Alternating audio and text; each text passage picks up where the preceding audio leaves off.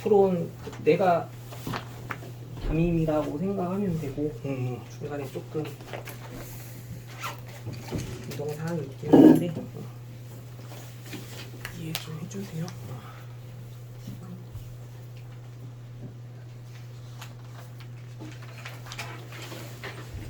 리아가 누구지?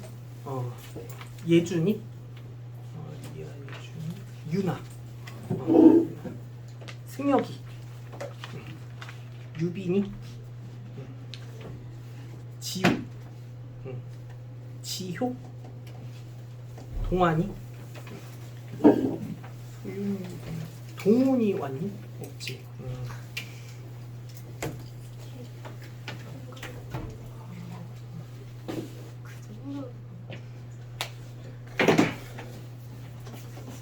첫 시간은 아니 지금 뭐 나랑 첫 시간일 뿐이긴 한데 우리 공부할 때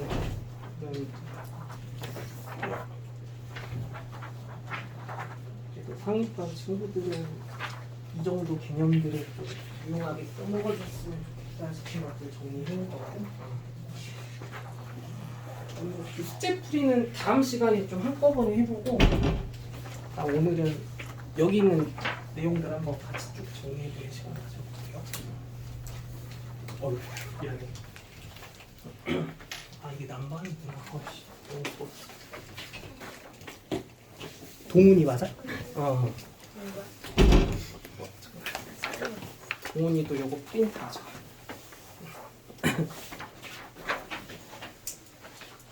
혹시 복소수는 복소 평면 배웠니? 안 배웠지? 오케이.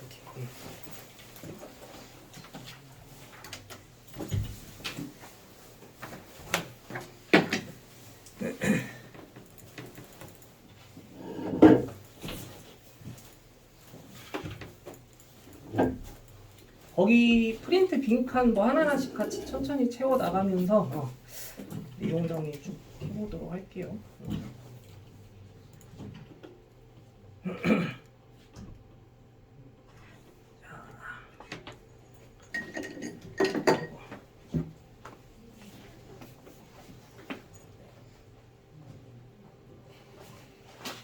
일단 그 곱셈 공식 파트에서 우리가 좀 이런 거 유용하게 잘 다뤄줄 수 있으면 좋을 것 같은데 되게 당연한 얘기까지 한번 해볼게. 만약에 어떤 특정한 세수 x, y, z에 대한 합 또는 합이랑 뭐 두 수끼리의 곱의 합이랑 그리고 세수의 곱 이런 형태의 값에 관련된 그런 곱셈 공식 문제들은 우리가 만약에 요 x, y, z의 값을 세 근으로 취하는 3차 방정식의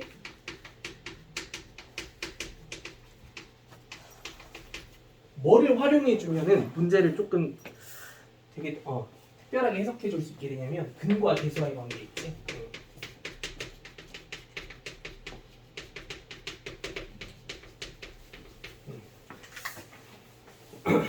요 근과 계수와의 관계를 좀 잘 활용해 주면 문제를 좀 쉽게 해석해 줄 수 있는 이점이 있게 돼. 그래서 그런 걸 한번 느껴볼 거고.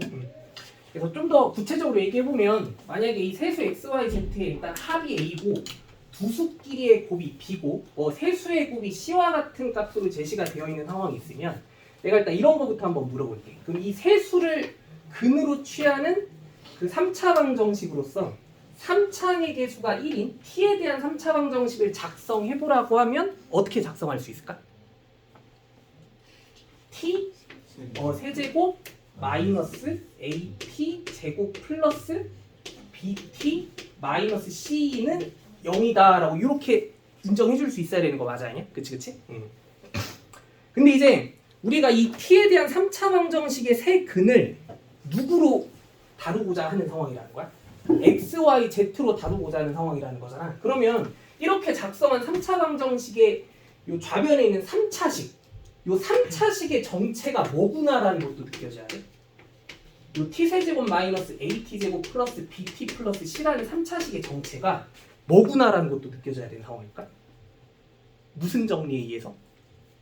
인수 정리에 의해서 얘가 누구를 인수로 취하는 3차식이 된다는 게 느껴져야 돼. 그렇지. T마 X랑 T마 Y랑 T마 Z를 인수로 가지게 되는 3차식이 되는구나라는 게 당연하게 느껴질 수 있어야 돼. 그치? 응. 그러면 이제 이 사실을 이용하면 우리가 여태까지 풀었던 그 곱셈 공식 문제들을 조금 더 살짝 다른 각도에서 이해해 볼 수 있는 상황도 생기게 되는 거고, 여기 예제 문제들 몇 가지 한번 확인해 볼게. 거기 1번 문제 봐봐. 뭐 되게 흔한 문제긴 한데 x뿔 y뿔 z가 1이고 두 수끼리의 곱의 합이 -2고 그리고 세 수의 곱이 5인 이런 x, y, z에 대해서 이런 형태의 식입값 구하라고 하면 이제 방금 배웠던 이론을 이용해서 어떤 식으로 해결을 좀 해줄 수 있게 되냐면, 우리가 이 세수 x, y, z를 세근으로 취하는 t에 대한 3차 방정식을 작성할 줄 알잖아. 어떻게? t 세제곱 마이너스 t제곱 마이너스 2t 마이너스 5, 얘가 뭐가 된다라는 걸 생각해 줄 수 있게 되면 t마 x, t마 y, t마 z구나라는 걸 인정해 줄 수 있게 되면 이 식의 값을 한번 이 사실에 의해서 계산해 보라고 하면 이 좌변에 있는 t에 대한 3차식에다가 얼마를 대입한 값과 연관이 깊다라는 게 느껴져야 돼. 3을 대입한 값. 여기다가 3을 대입한 값에 사실 무슨 차이는 생기겠어? 부호 차이는 생긴다라는 거 느껴지지? 여기다가 얼마 대입한?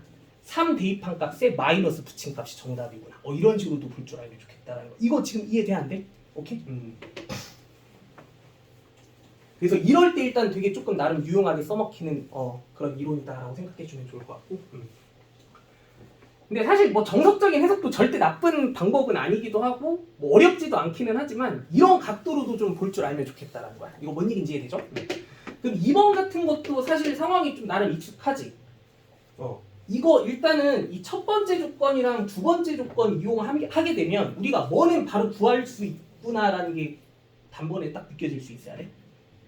그 두 개끼리 곱의 합은 일단 바로 판단할 수 있구나라는 거 느껴지지. 그럼 이 세 가지 조건 이용하면 위에서처럼 충분히 뭐 작성할 수 있어? 이 세 수를 근으로 갖는 t에 대한 3차 방정식 바로 작성할 수 있다는 거 느껴지지, 그치? 그럼 그 t에 대한 3차 방정식 한번 작성해 본다고 치면 일단 이거 얼마겠니 얘들아? 두 수끼리의 곱의 합이 얼마야? 요거는 그래도 계산 어느 정도 해줘야 되는 게 필요해 보이는 부분이고, 여기 제곱한 식에다가 이거의 2배를 뺀 게 3이 돼야 되잖아. 그럼 얘는 얼마야? 2분의 1이죠? 그러면 그 t에 대한 3차 방정식을 이제 t 세제곱 마이너스 2t제곱 플러스 2분의 1t 그리고 마지막으로 마이너스 1이다라고 이렇게 작성을 해주게 되면 우리가 얘가 분명히 뭐라는 걸 인정해 줄 수 있으니까 t마 x랑 t마 y랑 t마 z의 곱의식이구나라는 걸 인정해 줄 수 있게 되니까, 그럼 이 식의 값을 구하라는 거는 이제 출제자 의도가 뭐다라는 거는 우리가 이거는 많이 익숙해. 이렇게 막 문자들로만 구성되어 있는 식들이 곱구하라고 하는 건 이거는 처음에 조금 되게 부담스럽다고 느껴져야 되는 해석이 일반적이었지. 그래서 여기서 뭐 하나를 줄여나갈 수 있었어야 돼. 문자의 표현을 하나하나씩 좀 줄여나갈 수 있어야 되는 해석이 필요했던 거 기억나? 어디로부터? 여기로부터. 얘네들을 누구로 변신시킬 수 있었어야 돼? 2마 z, 2마 x, 2마 y. 그럼 얘는 결국 뭐 구하라는 얘기니까? 여기다 얼마 대입한 값? 2대입한 값 구하라는 얘기니까 여기다가 2대입한 값이 얘구나라는 것도 직관적으로 바로 받아들일 수 있어야 되는 부분이라는 거. 이거 다 이해되지? 그럼 이제 더 어려운 거 한번 연습해 볼게. 이게 이럴 때 좀 더 큰 위력을 발휘해. 거기 3번 문제 잠깐 시간 줘볼 테니까 일단 각자 생각대로 문제 풀어보고 얘기 나눠보자.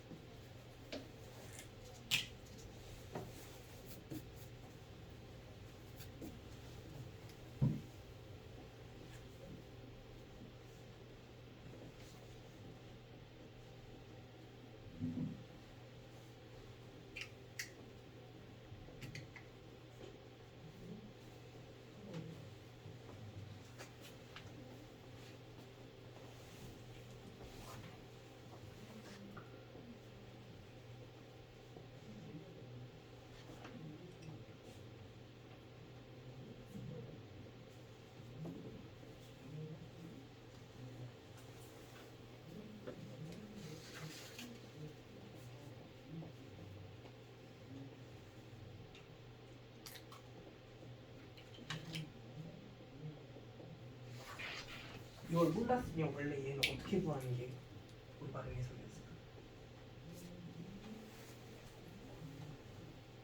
너무 잘했어. 너무 잘했는데 이걸 몰랐다면 어떻게 풀어야 돼? 얘를 통째 제곱시킨 식에서 그거 막 빼야 될 거 빼내고 그치? 상황이 좀 많이 복잡해지겠지. 잘했어. 너무 잘했어. 대부분 다 잘 한 거 같네. 자, 같이 한번 확인해 볼게. 일단은 그 세제곱들끼리만의 합부하는 거는 이건 너무 쉬웠지. 이건 사실 정직한 해석이 더 쉬운 문제기는 했을 거긴 하고, 이거 일단 정석대로 접근해주는 방식의 풀이는 뭐야? 얘를 끌어내줄 수 있었던 그 곱셈 공식이 뭐야? x뿔 y뿔 z에다가 뭐 곱한 거? x제곱 더하기 y제곱 더하기 z제곱 마이너스 xy 마이너스 yz 마이너스 zx 뒤에다가 뭐 하나만 더 덧붙여주면 플러스 3xyz만 더 덧붙여주면 얘랑 얘가 식이 같아진다라는 거 인정해줄 수 있어야지. 근데 얘가 애초에 얼마라고 제시를 해줬기 때문에 0이라고 제시를 해줬기 때문에 3xyz가 얘구나라고 생각해주면 되는, 그치? 근데 이런 정석적인 그런 접근 방식이 얘를 구하는 건 되게 쉬운데 그리고 또 얘를 구하는 방향이 또 이렇게도 느껴질 수 있으면 되게 좋겠다라는 거거든. 뭐냐면 xyz를 세근으로 취하는 3차 방정식 t 세제곱 플러스 2t 마이너스 1은 이제 t 마이너스 x t 마이너스 y t 마이너스 z가 돼야 된다라고 하는 그런 상황에 대해서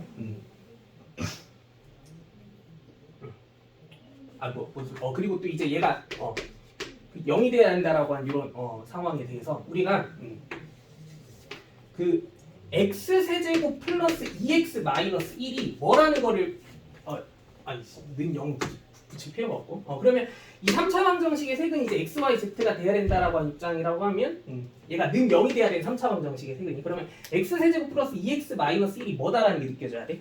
0이 돼야만 한다라는 거 느껴져야 되는 거 맞아 아니야? 그럼 x만 그렇겠어? 누구도? y랑 z를 대입한 식도 모조리 다 그렇구나라는 게 느껴져야 되는 거 맞아 아니야? 그럼 거기에서 구조적으로 우리가 3차 항에 대한 식을 몇 차 항으로 바꾸는 게 되게 용이하다라는 게 느껴져야 돼. 1차식으로 바꿔주는 과정이 되게 용이하구나라는 게 느껴졌어요. 그래서 x세제곱을 마이너스 2x 플러스 1이라는 식으로 둔갑시킬 수 있다라고 생각해보게 되면 얘를 이제 어떻게 구하자라는 취지로 볼 줄 알았어야 돼. 마이너스 2x 플러스 1과 마이너스 2y 플러스 1과 마이너스 2z 플러스 1의 합의식으로 생각해보자. 그래서 얘를 이제 마이너스 2에 x뿔 y뿔 z 더하기 3이다라고 생각해줄 때 얘가 0이다라고 보게 되면 이제 3이다라고 이렇게 판단해 줄 수 있게 되는. 그치? 그럼 여기서 아마 내가 4제곱끼리의 합의식을 구하라는 문제를 왜 낸 것 같아? 3차의 차수를 1차로 이렇게 낮출 수 있게 되는 상황이 있었으면 이 몇 차의 식 또한 4차의 식 또한 차수를 꽤나 빨리빨리 많이 낮춰나갈 수 있구나라는 게 느껴지면 좋겠다라는 그런 얘기인 것 같지. 그러면 x 4제곱은 어떻게 식을 바꿔줄 수 있게 되니까 마이너스 2x제곱 플러스 x라는 식으로도 바꿔줄 수 있게 될 거니까 그럼 이 4제곱들의 합의식을 이제 몇 차식들의 합의식으로 2차식들의 합의식으로 그렇게 조금 살짝 바꿔가지고 계산을 해주게 되는 그런 입장이 있었다는 거. 그럼 얘는 이제 결국 뭐만 계산해주면 끝나는 상황일까? 마이너스 2에 x제곱 y제곱 z제곱의 합에 x뿔 y뿔 z를 계산해줘도 상관이 없는 상황이었다고 하기 때문에 얘가 근데 애초에 0이니까 이걸 계산해준 다음에 마이너스 2배를 취하는 식으로 판단해주면 좋았겠다는 거지, 그치? 근데 만약에 이런 식의 접근 방식을 몰랐으면 이거 어떻게 구해야 돼? 이 4제곱끼리의 합의식 되게 정직하게 구한다고 하면 일단 이거 구하는 거는 필수적인 것 같지? 이건 어떤 상황에서든지 무조건 구해야 되는 상황 같지? 근데 아무튼 나오잖아? 그럼 얘가 나오고 나면 이거 구하는 과정을 어떻게 설계가 돼야 돼? 얘를 그치 통째로 제곱한 다음에 마이너스 2에 이거 마크 빼는 작업이 필요한 그런 상황이 있어야 될 거고 그럼 얘를 또 알아내는 과정이 되게 번거롭겠다라는 거 느껴져 안 느껴져? 그치? 이럴 때 되게 유용하게 써먹히는 그런 이론이다라고 생각해주면 돼. 차수를 뭐 하는데? 낮춰서 계산해주는데. 오케이? 한 문제만 더 풀어볼게요. 거기 4번도 빨리 한번 풀어봐. 여기는 이제 무려 몇 차? 5차랑 막 6차식에 대한 값들도 계산해보자고 나와 있는 거고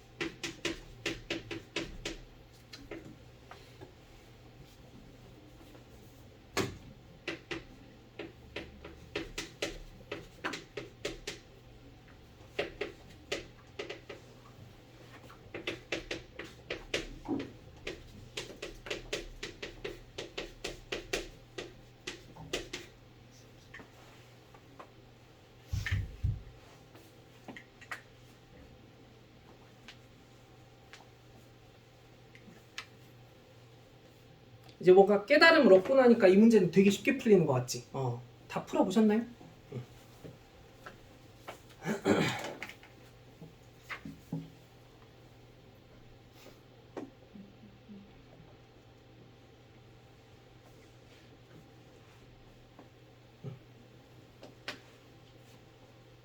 자, 같이 한번 확인해 볼게.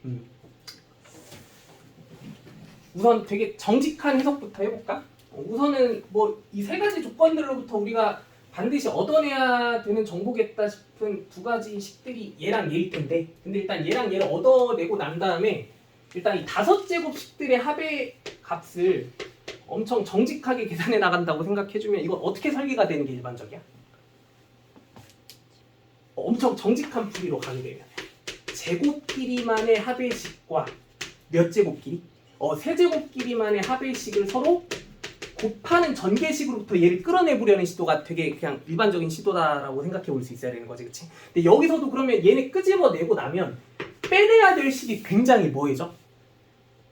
복잡하고 번거로워진다라는 거 느껴져 안 느껴져, 그치? 그러면 이렇게 해도 근데 답은 나오긴 나오겠지만 이제 우리가 방금 살펴본 요 이론에 의해서 이 5제곱 끼리만의 합의식을 계산해 본다고 하면 이 XYZ를 세근으로 취하는 3차 방정식의 근으로 일단은 X를 따져본다고 할 때 X 세제곱이 2분의 1X 마이너스 3분의 2와 같은 식과 똑같아지는 구조다라는 걸 인정해 줄 수 있게 되기 때문에 그럼 여기 양변에 얼마를 곱해서? X 제곱을 곱해서 X 5제곱이라는 식이 2분의 1X 세제곱 마이너스 3분의 2X 제곱이라는 식으로 대체될 수 있는 상황이다라고 생각해 보게 되면 이 5제곱끼리만에 대한 합의식은 2분의 1의 x세제곱, y세제곱, z세제곱 마이너스 3분의 2의 x제곱, y제곱, z제곱의 합의식으로 계산해줘도 전혀 문제가 없다는 거 인정해 줄 수 있게 되지, 그치? 근데 얘네들이랑 이 두 가지 식의 값은 다 문제상에서 제시해주고 있는 또 상황이었던 거기 때문에 그러면 이거 구하는 게 별 볼 일 없는 상황이었다라고 볼 수 있게 된다는 거. 그치? 그럼 6제곱도 뭐 똑같이 차수만 뭐해서 깔끔하게 낮춰가지고, 그치? 그래서 다시 한번 이런 문제는 이제 차수를 낮춰서 계산해 주는데 되게 용이한 이론이다라고 볼 줄 알아야 되는 거고, 그러면 응용 버전으로 이런 것도 생각해 볼 수 있어요.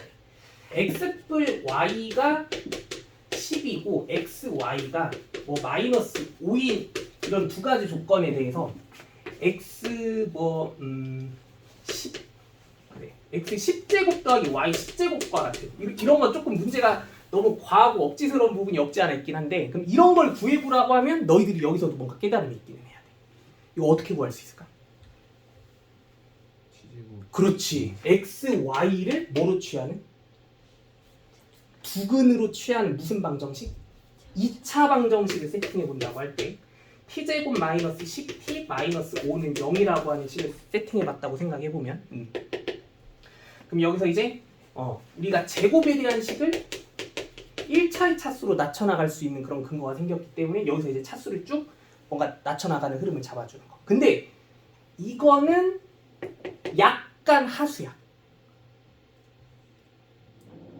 이렇게 2차를 1차로 차수를 낮추는 건 약간 하수야.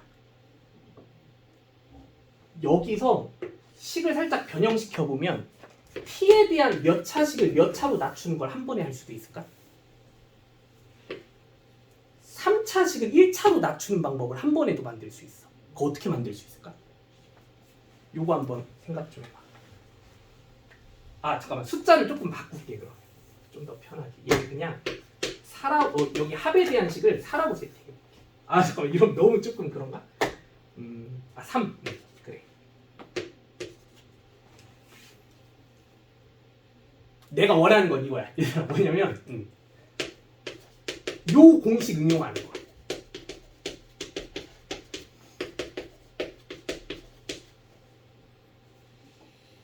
그러면 여기다가 먼지거리 하면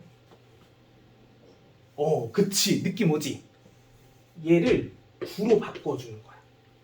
그럼 얘가 이제 우변의 식이 뭐랑 똑같아져야 돼? 14랑 똑같아져야 되지? 그럼 여기 양변에 얼마를 곱해주면? t 플러스 3을 곱해주면 좌변의 식이 곧바로 t 세제곱 마이너스 t 플러스 27이 됐다고 얘기했을 때 t에 대한 몇 차항의 식을? 3차항에 대한 식을 바로 몇 차로 낮출 수 있어? 1차로 낮출 수 있게 되지. 그치? 그럼 그 t에 대한 3차항이 1차로 낮춰졌을 때 양변을 이제 통째로 몇 제곱하면? 세제곱하면 9차를 3차로 만들 수 있고, 근데 3차가 또 결국 1차가 되는 거니까 9차식을 1차로 바로 만들어낼 수 있게 되는 거 맞아 아니야? 그치? 그럼 거기에 또 1차식을 한 번만 더 곱해서 이제 10차까지 가지게 되면 되는 거. 뭐 이런 식으로. 이거 지금 이해되니? 이제 이런 생각도 조금 자연스럽게 잘 받아들일 수 있으면 되게 좋겠다라는 거. 자, 다음 쪽으로 갈게요.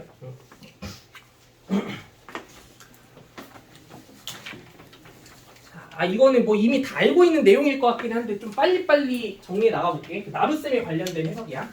자, 우리가 그 다항식 나눗셈에서 일단은 그 자연수의 나눗셈에 관련된 얘기부터 좀 간단하게 설명해보면, 그 나눗셈이라는 연산은 검산식의 구조 안에서 뭐와 뭐에 대한 의미를 정확하게 이해해주는 게 되게 중요하다고 볼 줄 알아야 되냐면, 너무 당연한 얘기지. 목과 나머지라고 하는 것의 그 개념 자체가 어떤 식으로 해석이 돼야 되는가, 이런 걸 좀 정확하게 파악할 줄 알아야 되는 게 되게 중요하다.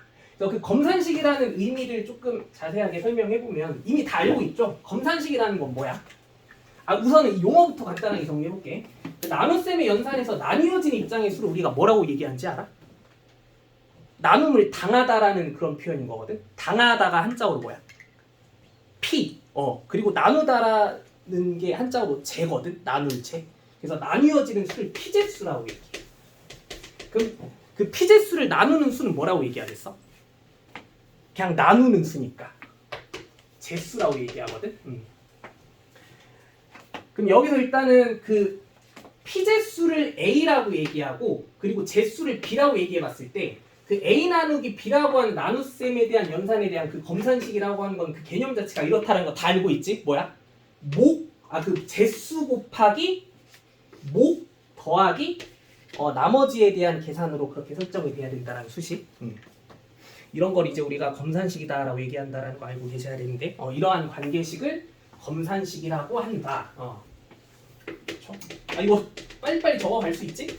그럼 여기 아래 네모 박스도 이제 용어로 한번 직접 채워 넣어본다고 하면, 그 나눗셈 연산이라는 검산식은 피재수에 해당하는 식을 어떻게 설정해주는 관계식이야? 재수 곱하기 목 더하기 나머지에 대한 형태의 식으로 정리해 나가는 과정. 이걸 이제 우리가 검산식이다라고 의미 부여를 좀 할 수 있어야 된다라는 거지, 그렇지?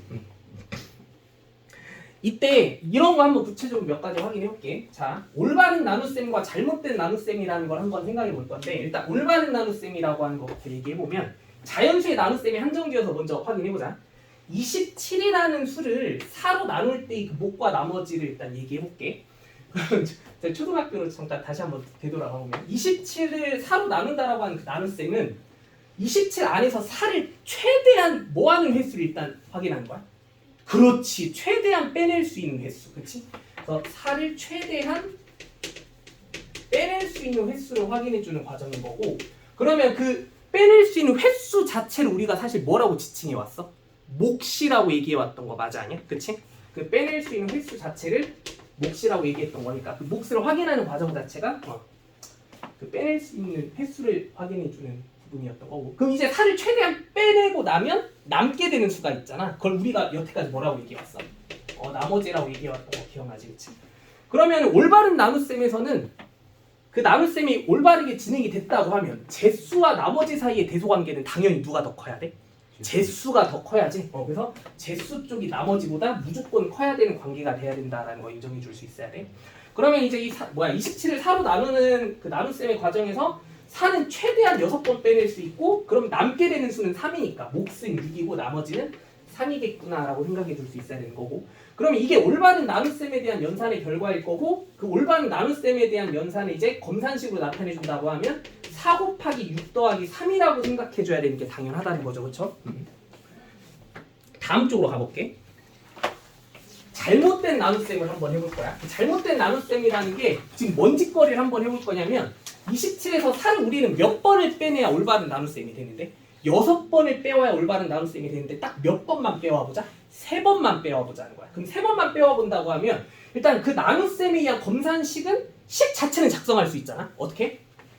4 곱하기 3에다가 남아있는 수를 더한다. 그럼 그 남게 되는 수가 얼마야? 15죠? 그러면 이 검산식은 지금 이 나머지에 해당하는 수가 누구보다 지금 큰 상황이야? 제수보다 당연히 큰 상황이지. 그럼 얘는 분명히 잘못된 나눗셈에 의한 잘못된 검산식인 거 맞아 아니야? 얘는 잘못된 검산식이야. 그럼 우리가 이런 만약에 잘못된 검산식을 딱 마주했을 때 그 잘못된 검산식으로부터 올바른 나눗셈에 의한 검산식으로 다시 뭐 해주고 싶다면? 되돌려 놓고 싶다고 생각이 되지 않아? 그럼 되돌려 놓고 싶다고 하면 어떤 조치를 취해줘야 되는지 한번 생각해 본다고 하면 얘가 잘못된 나눗셈이 가장 큰 이유가 뭐야? 4를 최대한 빼와야 되는데 조금 덜 빼와서 그런 거잖아.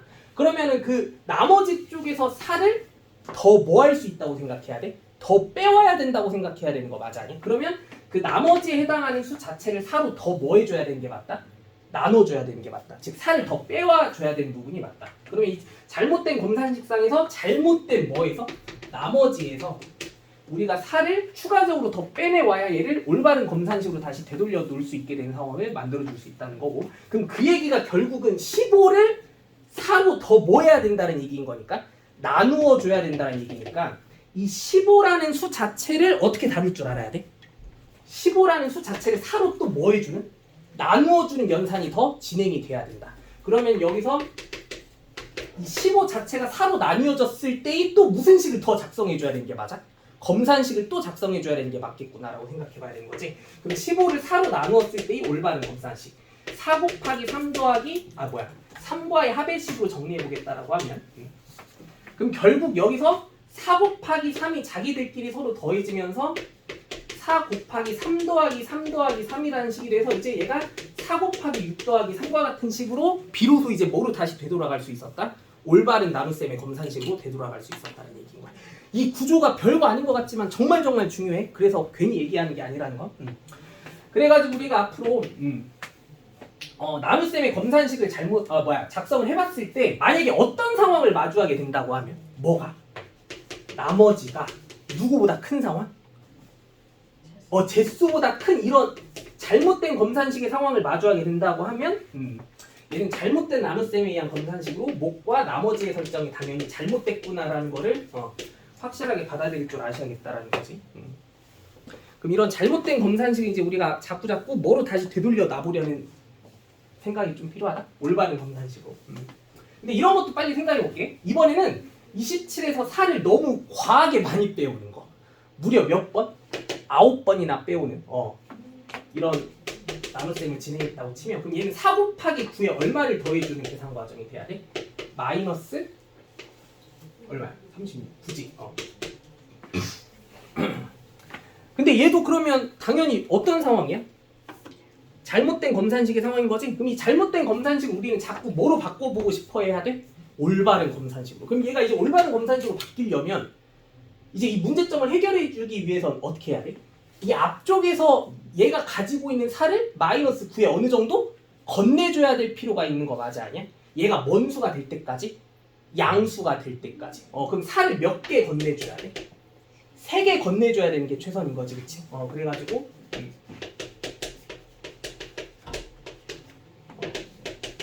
사실 중간 과정 하나를 좀 생략해서 바로 이렇게 정리해 본다고 생각해주면 괜찮을 것 같아, 그치?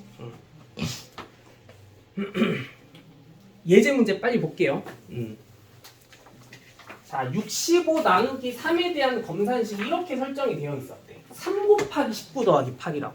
얘는 당연히 무슨 검산식이야?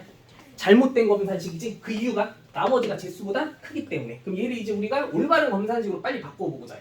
그럼 이 8쪽에서 3을 더 빼와야 되는 나눗셈이 진행이 돼야 된다는 거고, 그럼 여기서 8을 3으로 나누는 작업이 반드시 필요하다는 거지. 그래서 그거 자체를 검산식으로 구성해줄 필요가 있는 거고, 그럼 이 식을 이제 깔끔하게 정리해주면 그냥 바로 갑시다. 3 곱하기 21 더하기 2라고 얘기할 수 있어야 되는 거 확인 가능하죠, 그렇죠?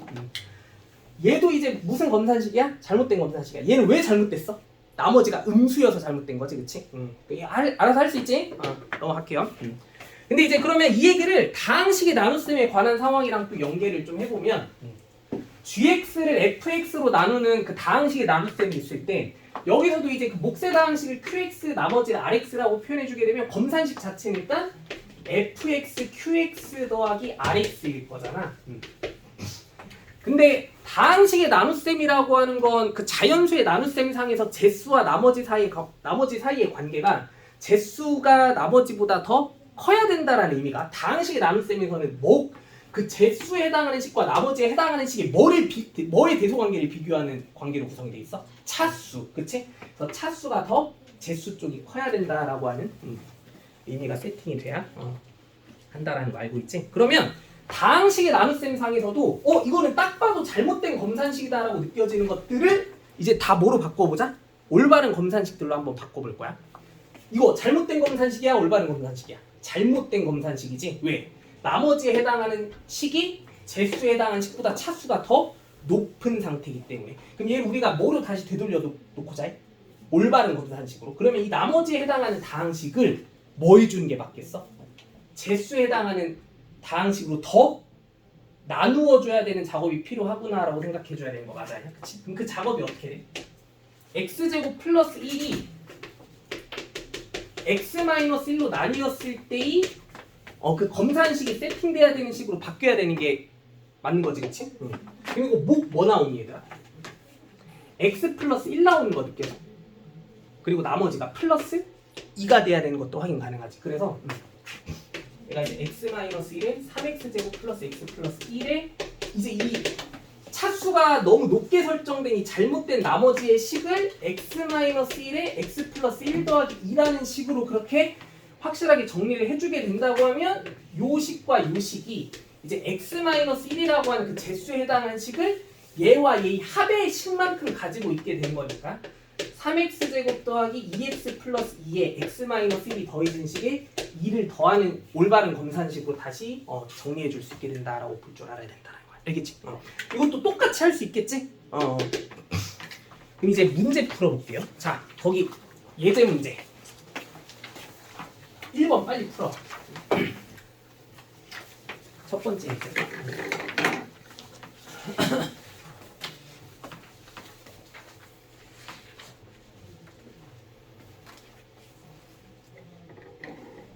그래서 나머지 정리 문제는 앞으로 이렇게 우리가 잘못된 검산식에 관한 소통을 좀 많이 해야 될 부분이 있기 때문에 오늘 첫 시간에 미리 좀 주입을 해주려고 하는 거고, 익숙해져야 돼. 내가 하는 말이.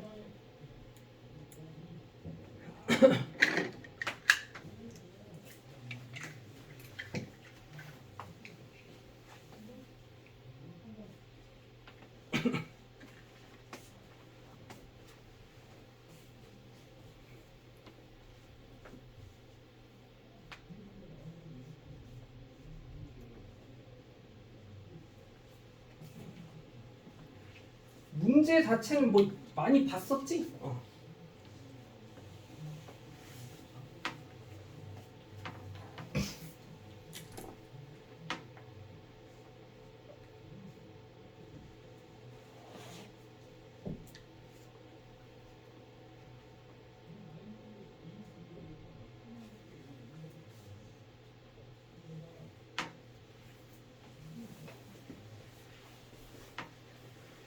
다 풀어보셨나요?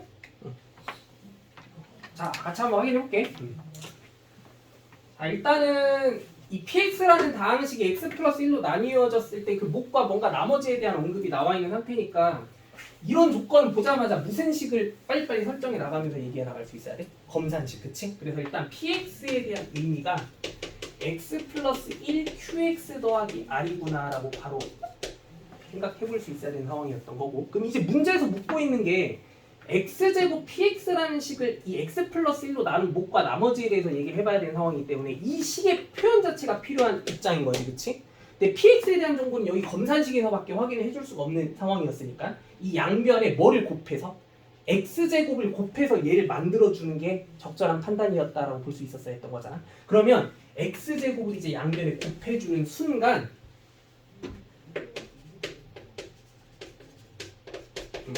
우리가 x제곱 px라는 식이 이런 구조로 식이 나타내어질 수 있구나라는 게 확인이 되는 상황인데, 근데 이 등식의 구조 자체가 이 p제수에 해당하는 식이 이 제수에 해당하는 식 x 플러스 1로 나뉘어졌을 때 무슨 식의 형태는 띄고 있니? 검산식의 형태는 띄고 있잖아. 맞아, 아니야? 얘 곱하기 얘 더하기 얘라고 볼 수 있는. 그럼 일단 이게 검산식의 형태는 띄고 있기 때문에 얘랑 얘 각각이 뭐일까라는 생각은 바로 해볼 수 있었어야 돼. 목과 나머지라고 생각해주면 되지 않을까. 근데 얘네들을 곧바로 목과 나머지라고 인정해버리면 문제가 생겨 안 생겨? 생기지. 왜? 얘는 잘못된 검산식이거든. 왜? rx제곱의 차수가 제수보다 차수가 더 높은 상태이기 때문에. 그치? 그럼 여기서 이제 얘를 얘로 나누었을 때 그 올바른 목과 나머지의 정체를 끌어내기 위해서 얘를 무슨 검산식으로 바꾸어주는 작업이 필요하다? 올바른 검산식으로 다시 되돌려 놓는. 근데 그 작업이 뭐겠어? 이 나머지에 해당하는 다항식 쪽을 살짝 손봐줘야지. x 플러스 1로 더 뭐 해줘야 되는? 더 나눠줘야 돼. 그치? 그럼 이 rx제곱이라는 식이 x 플러스 1로 나뉘었을 때 그 몫에 해당하는 식과 나머지에 해당하는 식은 어떻게 구성이 돼? 몫은 뭐야 얘들? r에 x-1인 거 느껴지지? 그치? 그럼 이제 그 뒤에 뭐가 더 달라붙어야 돼? 플러스 r. 그치?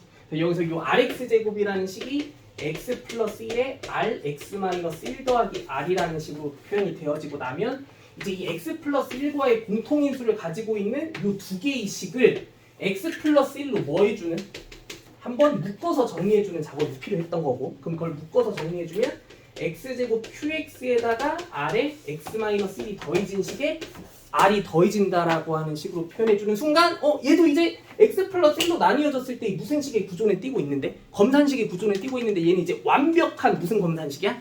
올바른 검산식이 돼버린 거지, 그치? 그래서 얘가 바로 나머지고 얘가 바로 몫이구나. 그렇게 이제 인정해줄 수 있는 상황이었다는 거야. 몫에 해당하는 식이 되게 좀 지저분하게 표현됐지만 이게 몫인 거야, 그치? 거기 두 번째 문제도 빨리 풀어보자. 이거는 제한 시간 1분. 너무 쉬워. 빨리 풀어봐. 이거 되게 익숙하잖아. 오늘 복속평면까지 봐야 되는데 시간이 좀 타이트하긴 하겠네. 빨리빨리 가볼게요. 특히 그 자사고 진학한 친구들은 복속평면 모르면 손해볼 부분이 되게 많을 거거든.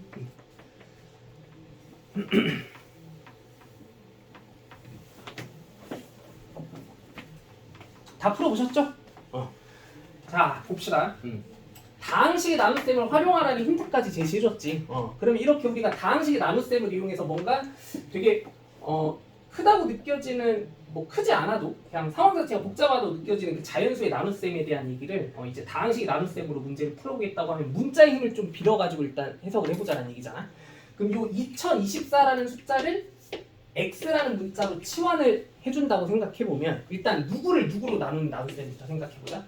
x 세제곱을 누구로? x 플러스 2로 나누는 나눗셈의 계산 과정을 먼저 생각해보자라는 거고, 그러면 그 목과 나머지에 해당하는 식을 이렇게 설정했다고 치면은 이 나머지가 뭐로 구성이 돼버려? 마이너스 8이라는 상수가 돼야 된다는 건 다 납득할 수 있어야 되는 거잖아, 그렇지? 근데 우리는 다항식의 나눗셈의 나머지가 아닌 무슨 수의 나눗셈의 나머지를 판단하고자 하는 상황이야? 자연수의 나눗셈의 나머지를 판단하고자 하는 상황이잖아. 그럼 이 x가 다시 누구로 원상복귀가 돼야 돼? 2024라는 자연수로 다시 원상복귀가 돼야 되는 거지, 그렇지? 그럼 얘가 이제 다시 자연수의 나눗셈의 상황으로 되돌아오고 나면은 얘는 이제 자연수의 나눗셈의 검산식으로 바라봐야 되는 상황인데 얘는 자연수의 나눗셈의 검산식으로 보면 무슨 검산식이야? 잘못된 검산식이지. 나머지가 원수로 세팅이 되어 있기 때문에 음수로 세팅이 되어 있기 때문에. 그럼 얘를 이제 무슨 검산식으로 다시 되돌려 놓으려면 올바른 검산식으로 되돌려 놓으려면 2026이라고 하는 그 제수에 해당하는 숫자를 요놈한테 조금 더 나눠줘야 된다는 얘기지. 그럼 몇 개만 나눠주면 끝나? 한 개만 나누어주면 게임 끝이지. 그럼 여기다가 2026을 더한 게 나머지구나라고 그렇게 볼 줄 알아야 된다는 거야. 너무 쉽죠? 이것도 되게 쉬운 문제인데 빨리 한번 풀어봐. 제한 시간 1분이에요.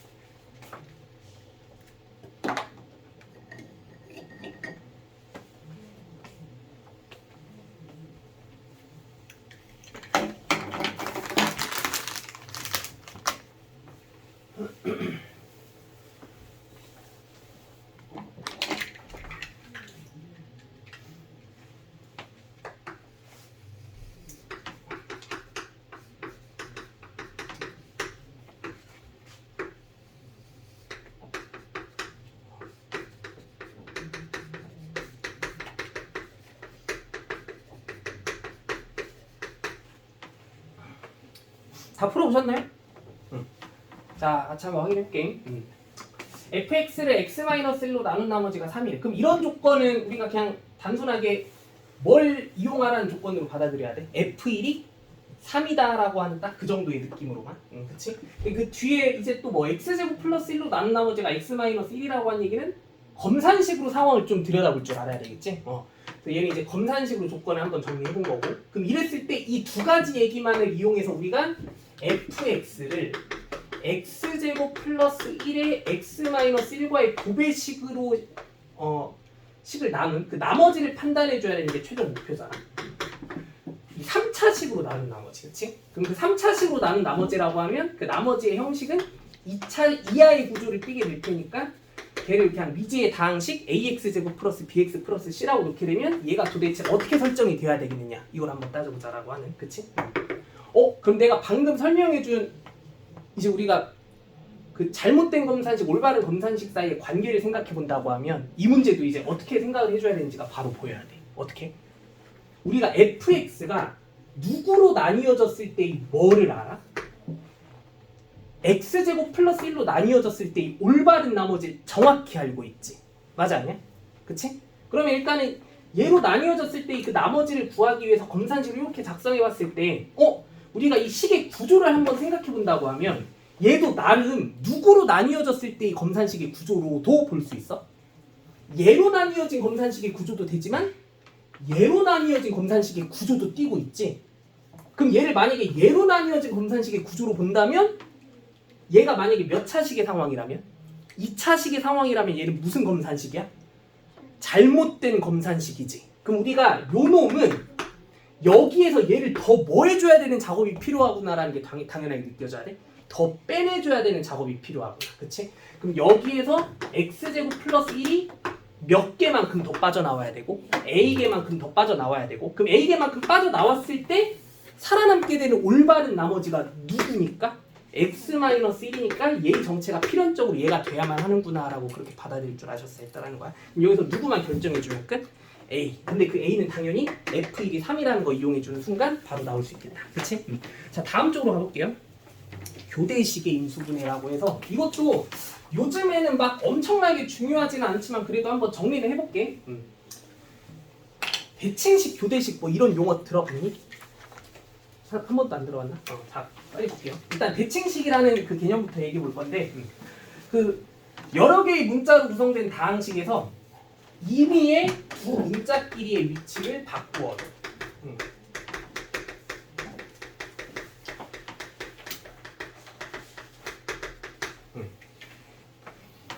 그 식 자체가 원래의 식과 변함이 없어야 되는 그런 다항식을 우리가 대칭식이다라고 얘기해. 근데 여기 고등수학에서는 사실 문자가 4개 이상으로 구성되는 그런 다항식까지는 절대 다루지 않게 될 거고 최대 몇 개?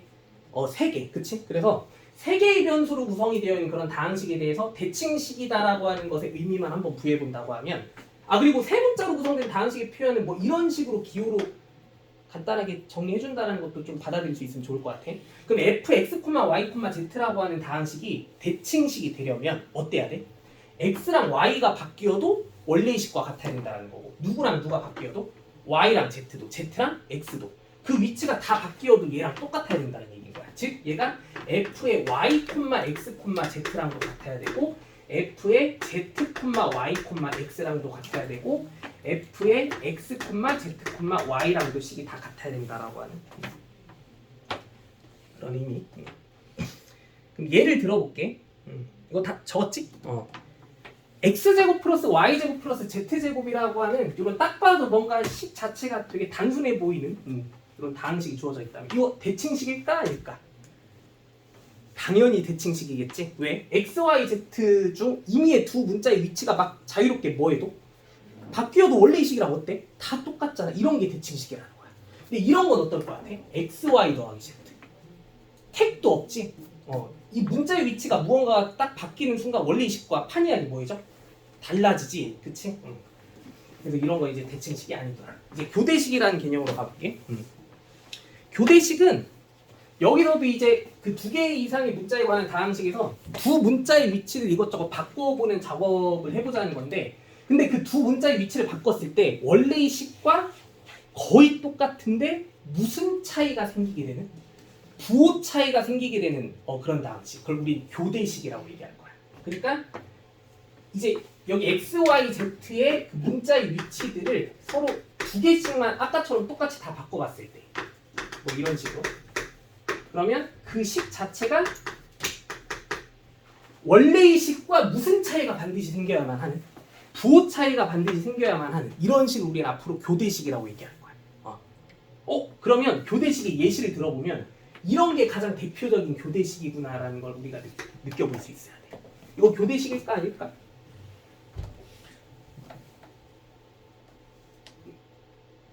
교대식이 맞아요. x, y 자리만 바꿔볼까?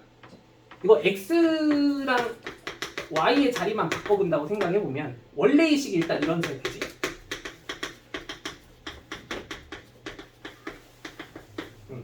그럼 여기서 y가 x가 되고 x가 y가 되는 그런 상황이 돼버리면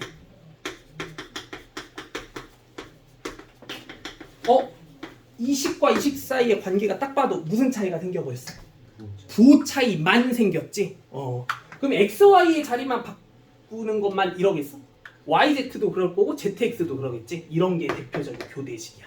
근데 지금 우리가 지금부터 공부해 보려는 게 뭐냐면 이 교대식을 어떻게 하는 거? 한 번에 인수분해하는 걸 배우는 거야. 오케이? 한 방에. 자, 다음 쪽으로 가볼게요. 이 3변수 교대식의 인수분해. 자, fx, y, z가 교대식이라면 다음 쪽이 없어? 이거 이 페이지 없어? 잠깐만 왜지? 잠시만. 지금 뭐가 거기 뒤에 아예 다 없는 거야? 네. 죄송. 잠깐만 이거 시간 없는데 빨리 해야 되는데.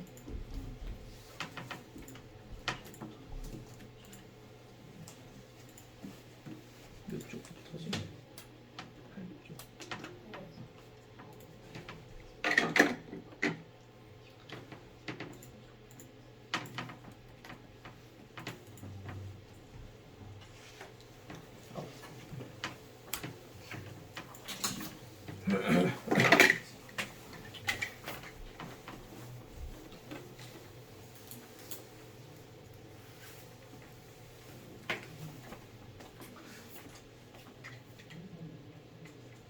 출력될 때까지 한번 채워 넣어볼게. fx, y, z가 교대식이면 그 x, y 자리 바꾼 식은 x, y, z 1대2식과 무슨 차이만 있어? 도 차이만 있지, 그치?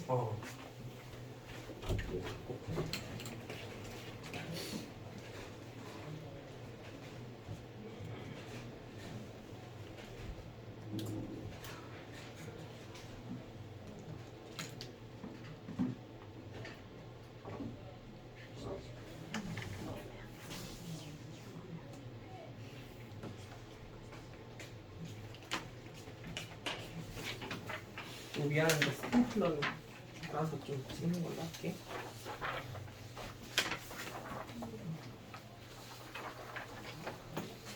뭐 돈을 2장 받았어.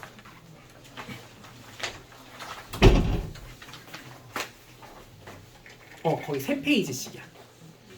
아닌가? 8, 9, 10, 11. 아, 두 장씩.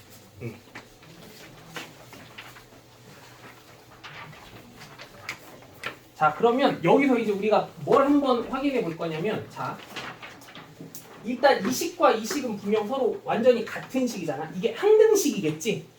그럼 여기서 내가 x 자리에 y를 한번 대입한다고 생각해 볼 거야.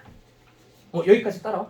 그럼 일단 얘를 x 자리에 y를 대입해 본다는 시도를 하겠다는 얘기가 이게 또 무슨 소리냐면, 이 좌변의 식과 우변의 식들을 둘 다 x만에 종속된 다항식으로 보겠다는 얘기거든. 그러니까 x에 대한 다항식들로만 보겠다는 얘기야. 그 얘기가 마치 y랑 z를 일단은 무슨 취급하겠다는 느낌인 거야? 상수 취급하겠다는 그런 관점인 거야. 여기까지 따라오니? 그래서 그렇게 x 자리에 y를 대입해 보면 f, y, y, z가 뭐가 돼버릴까?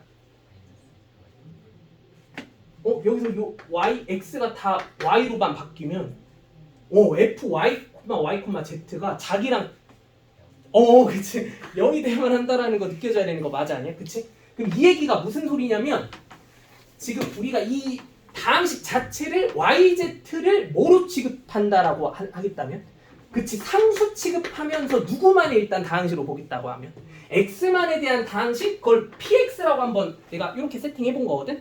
우리가 이 px에 대해서 뭐가 0이라는 사실을 알아낸 거야? 뭐가 0이라는 사실을 알아낸 거야? y가 0이 된다는 사실을 알아낸 상황인 거지, 그치? 그럼 얘들아, px라는 다항식이 py가 0이 됐다는 얘기는 px라는 다항식 자체는 반드시 뭐를 인수로 취해야 된다는 게 x-y를 인수로 취해야만 하는 상황이구나라는 게 느껴져야 되는 거 맞아, 아니야? 그치? 그럼 이 px는 반드시 x-y를 인수로 취해야만 하는 게 맞아, 그치? 그러면은 마찬가지 맥락에서 얘는 x-y뿐만이 아니라 누구도 자동으로 인수로 다 취해야만 하겠어. 그렇지. y-z랑 z-x도 절대적으로 인수로 취해야만 해. 이거 다 인정할 수 있어요?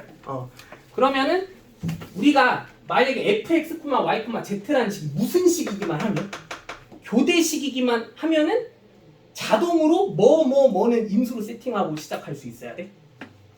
x마 y랑 y마 z랑 z마 x는 무조건 인수로 갖는다라는 걸 인정해 줄 수 있어야 되는 거야. 근데 그 뒤에 뭔가 추가적인 다항식이 더 곱해질 수 있지.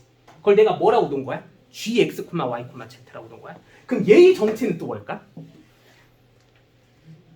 잘 봐. 얘 무슨 식이야? 교대식이지. 이거 무슨 식일까 얘들아? 이거. 얘도 교대식인 거 느껴져? 그러면 얘는 무슨 식이어야만 할까? 얘도 교대식이 돼야만 할까? 잘 생각해봐. 그렇지. 얘는 무조건 대칭식이 돼야만 한다라는 거 혹시 느껴져? 왜 그런 거 같아? 얘가 XY 자리 바꿀 때마다 부호가 바뀌지. 얘도 XY 자리 바꿀 때마다 부호가 바뀌지. 근데 얘마저도 무슨 식이 돼버리면? 교대식이 돼버리면 얘도 부호를 또 바꿔버리면서 결론적으로 얘가 교대식이 되지 못하게 만들어버리잖아.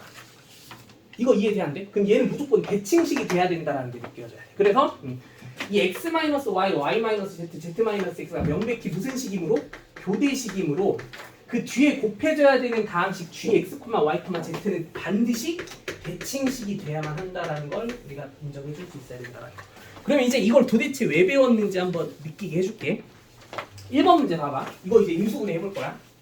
야 이거 아까 교대식이었어? 뭔 식이었어? 1번. 교대식이었잖아. 그럼 얘 자동으로 뭐 인수로 가죠? A마 B, B마 C, C마 A는 무조건 인수로 가져야 되는 거 맞아냐? 그럼 여기 뒤에 뭔가 추가적인 무슨 식이 더 곱해지면 끝이야? 대칭식이 더 곱해지면 끝이야. 근데 얘 몇 차야? 3차지? 얘도 몇 차야? 3차지? 그럼 3차에 뭔가 추가적인 차수가 더 추가되면 돼, 안 돼? 그럼 얘는 그럼 이 대칭식은 그냥 무슨 수 자체여야만 해? 상수여야만 한다라는 거 납득돼, 안 돼? 그럼 이 식의 인수분해는 여기에다가 뭐만 곱해주는 걸로 끝낼 수 있다? 미지의 무슨 수? 상수만 곱해주는 걸로 게임 끝낼 수 있었던 거야. 그럼 여기서 우리가 누구의 정체만 밝혀내주면 인수분해 끝이야? 이 상수 K의 정체만 밝혀내주면 끝. 그럼 상수 K의 정체를 어떻게 밝혀내주면 되게 효율적일까? 2, 1, 0 이런 거 대입해. 이거 항등식일 거잖아. A, B, C 자리에 뭐 대입해봐? 2, 1, 0 이런 값을 대입해보라는 거야. 그럼 K 바로 나오겠지? 그럼 인수분해 끝. 이거 이해돼 안 돼? 딱 하나만 더 해볼게. 그럼 얘는 어떻게 되겠어? 얘도 일단 A마 B랑 B마 C랑 C마 A는 무조건 인수로 취해줘야 되는 거 맞아 아니야? 그치? 근데 여기 뒤에 추가적인 뭔가 대칭식이 더 곱해줘야 되는 거 확인돼? 근데 얘는 몇 차야? 4차지? 얘는 몇 차야? 3차지? 그럼 여기다가 차수를 몇 차수 더 높여줄 필요가 있는 상황? 한 차수 더 높여줄 필요가 있는 상황. 그럼 여기에 몇 차의 대칭식이 곱해지면? 1차의 미지의 대칭식이 더 곱해지면 끝이야. 얘들아 1차의 대칭식은 표현 자체가 무조건 어떤 형태여야만 할까? A뿔, B뿔, C 이 느낌이 최선인 거 맞아냐? 그럼 여기에 K의 A뿔, B뿔, C와 같은 식이 더 곱해지는 식이면 이제 인수분해 끝인 거야. 그럼 여기 뭐만 알아내주면 끝? 이 상수 K의 정체만 알아내주면 끝. 여기서도 그럼 K의 정체를 어떻게 알아내주면 되겠어? 2, 1, 0 이런 값 대입해서 직접 확인해주면 돼. 근데 요즘엔 잘 안 나오는데 그래도 알아둬서 뭐 나쁠 건 없겠지. 부담되진 않잖아, 그치? 여기까지만 일단 하고 그 복속 측면은 다음 시간에 정리해볼게요. 오늘은